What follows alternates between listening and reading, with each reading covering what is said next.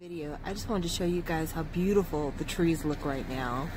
Winter has like kind of just started, or fall maybe, and you have like all the colors of the rainbow. It's gorgeous.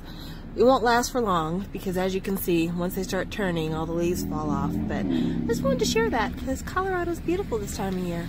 Guys, it's me, shawol360, and this is my K-pop unexpected favorites tag video. This is part of the whole Secret Santa kind of months of videos. I'm very behind. I had to deal with a lot of personal issues, but now that things are kind of winding down, I can get back into the swing of things. So, K-pop unexpected favorites tag. I'm doing this a little bit different in that I'm actually going to be putting in some snippets of songs here so you'll know what I'm talking about in case some of the songs you guys don't really remember very well. But it's songs that maybe you had a misunderstanding of, or you really hated the first time you heard it, and now it's like an indulgence. It's, you know, I hate to tell people I like it, but I love it type of thing. So yeah, let's just get started with my list. I've got 5 songs, and I think they pretty much grasp every aspect of this tag. So let's start it with the first one.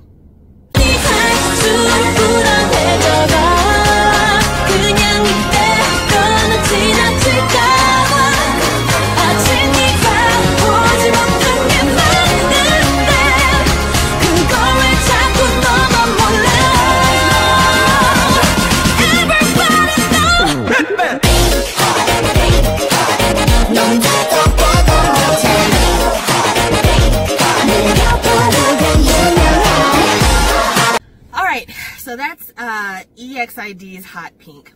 Now, when I first heard this song, I thought the song was trash. Everyone who knows me knows I hated this damn song. I thought that it was like third time reworking the "aw yeah" type of sound, and I just wasn't here for it. However, back during the time that the song first came out, I was doing Google Hangouts with a lot of my friends here online, and whenever we'd have a dull moment, I would always say, dun, dun, dun, dun, dun, dun, dun, dun, dun. And I know I got on people's nerves doing that, but it was so fun to me that it actually made me love that song. Like, even though there's so much wrong with this song, the push, push, work it out, don't stop girl, just work it out. I hate that part of the song. I really do. And the fact that the song's called Hot Pink, but the chorus is pink, hot, like, ugh. Mason, I know these are your faves, but you have to admit that's just annoying. But yeah, I hated the song when it first came out, and now it is like my secret joy.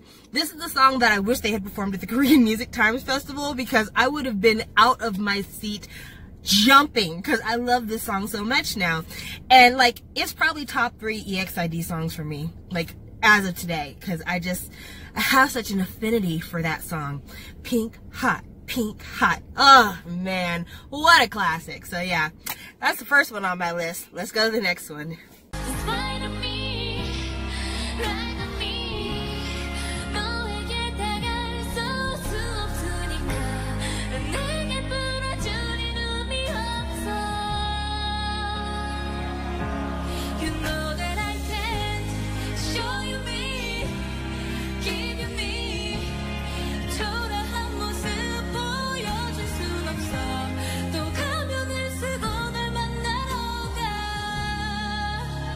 Okay, so I showed you the version from Produce 48 because that is the version that actually made me reevaluate this song. When the song first came out, I bypassed it. Everybody was like, oh, this great song that Steve Aoki did, and the vocal line is really shining here. My mind, it's a ballad. I don't really want to hear no ballads right now. I'm trying to be happy. Later on, I started getting into Produce 48, and Miyu, who was my favorite contestant on the entire series, she was done super dirty. She did the reworking for the cover that they did on the show.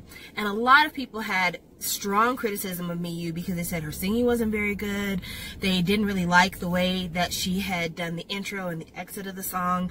And you know, I get that that wasn't her strongest vocal moment, but she also did the arrangement for the song, and I think the arrangement was beautiful. You just heard it. It sounds really nice. And I think it was a marker to her artistic talent more than maybe her vocal talent, but I don't think artistry is what people are looking for on Produce 48. But because the song had such good bones for her to work with, it really made me take into account what a gem this song is. And then going to BTS Love Yourself tour and seeing it performed live, chills. Like really literally chills. I love this song now, and I didn't expect to be able to ever say that because this was not a song for me. But I don't know. Sometimes something has to happen to give you the impetus to love a song, and that's this for me. So yeah, BTS The Truth Untold, as performed by Produce 48, but also as performed by BTS. Let's move on to the next one. 어두운 조명 아래 또 시작되는 move 우아한 손짓 은근한 눈빛 투명한 창가에 넌 비춰서 아른대는 move 묘한 그 느낌 아찔한 끌림 어두운 조명 아래 날 사로잡은 move 우아한 손짓 은근한 눈빛. Yeah, that was a difficult one for me to be able to acknowledge that I had a hard time getting used to. Only because, like, as a shawol, you never want to say, like, I didn't get it. Even though, Wolf Wolf, I'll never get that one. But, yeah, like, Move was such a monster song for Taemin. Like, almost everyone universally, when they first heard it, was like, this is it. And I don't know if the reason why I didn't really take to it is because it sounded so different than what I'm used to for Taemin, even though really, when you think about it, Taemin kind of sounds different every time he comes out. But I think more than that, I really loved Pressure Number. Like, that song to me was my favorite Taemin single that he had released. And Move is so far removed from Pressure Number that for me, I'm like, I don't know.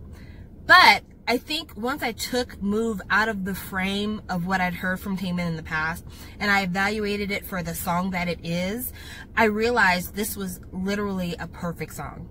Like, the music matches with the lyrics, matches with the choreography, matches with Taemin's singing voice, matches with even the costuming. Like, it is this, like, ball of sensuality, and it's a sensuality that has no gender, it has no age. It's sexy for sexy. It's sexy if you're 18, it's sexy if you're 81. It is just hot and steamy and all of the things.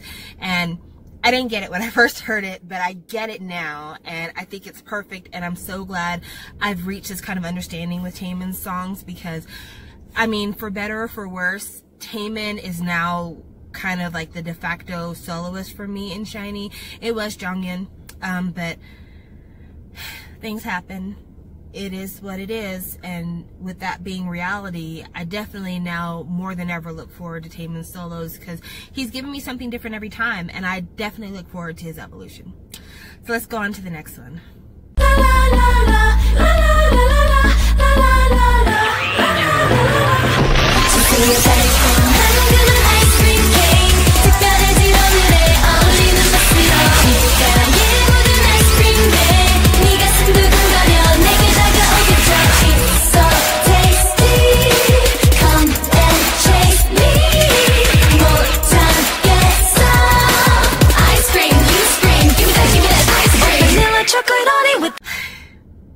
Okay, so you guys know that me and Red Velvet, kind of like me and Taemin, had a rocky start.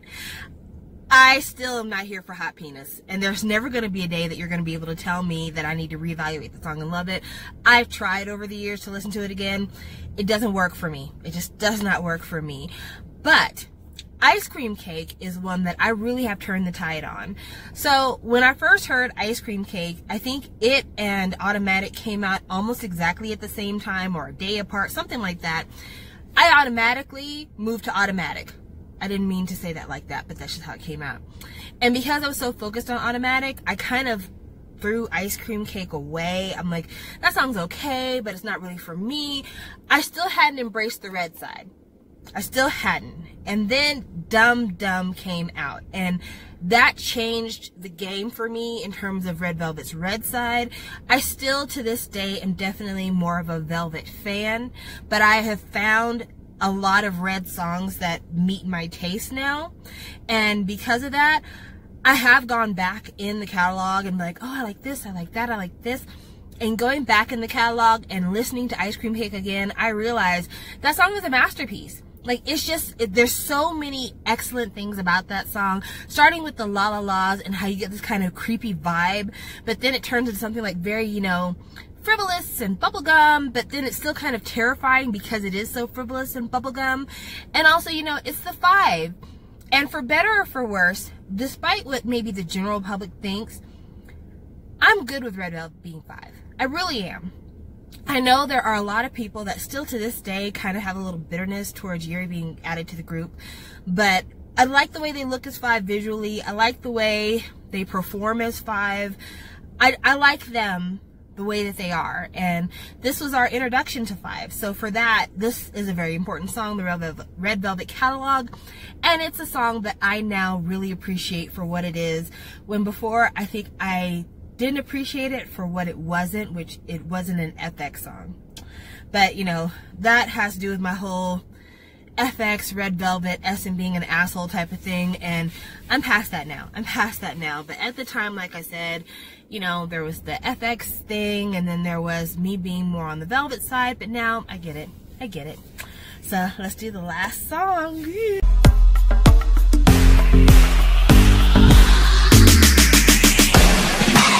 This is by G-Idol, and I did a very small snippet because Cube is out here trying to snatch people's videos down, so copyright wise, that's really all I could give you. G-Idol is a group that I did not anticipate liking, because I wasn't trying to listen to any more new Cube stuff, but also because, like, to be quite honest with you, I didn't get La Ta Ta the first time I heard it.